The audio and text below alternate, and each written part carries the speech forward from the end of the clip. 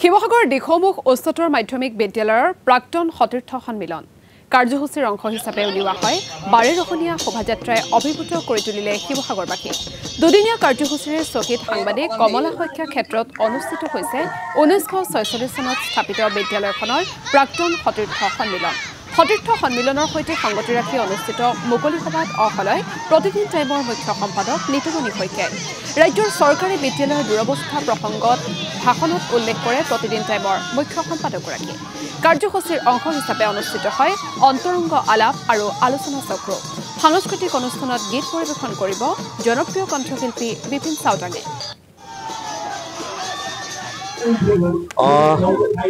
খুব ভাল লাগিল। প্ৰথম কথা যে মই প্ৰথমতে মোৰ অতি শ্ৰদ্ধাৰ কমলা শইকীয়া ডাঙৰীয়াক মই সোঁৱৰণ কৰিছোঁ। তেখেত যদিও আমাৰ মাজত নাই, প্ৰথমগৰাকী শ্বহীদ সাংবাদিক হিচাপে তেখেতৰ এটা সুকীয়া জাগা আছে। আৰু সেইজন ব্যক্তিয়ে যিহেতু এই বিদ্যালয়খন প্ৰতিষ্ঠা কৰিছিল, আজি 78 বছৰ হৈছে বিদ্যালয়খনৰ, আৰু প্ৰাক্তন ছাত্ৰ ছাত্ৰীসকল একত্ৰিত হৈ দুদিনীয়াকৈ যি বৰ্ণিল আৰু বৰ্ণাঢ্য কাৰ্যসূচীৰ আয়োজন কৰিলে, মই ভাবোঁ যে এয়া অসমৰ জাতীয় জীৱনৰ কাৰণে এক সুখবৰ।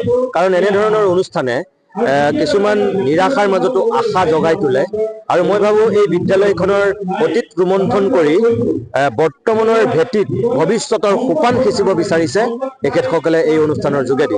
গতিকে এই বিদ্যালয়খনৰ ইতিহাস, বিদ্যালয়খনৰ অতীত ৰোমন্থনেৰে বৰ্তমানৰ শিক্ষক সমাজৰ লগতে বৰ্তমানৰ ছাত্ৰ ছাত্ৰীসকলকো যথেষ্ট অনুপ্ৰাণিত কৰিব, আৰু মই ভাবোঁ বিদ্যালয়খন আগন্তুক দিনত আৰু বেছি উজ্বলি উঠিব।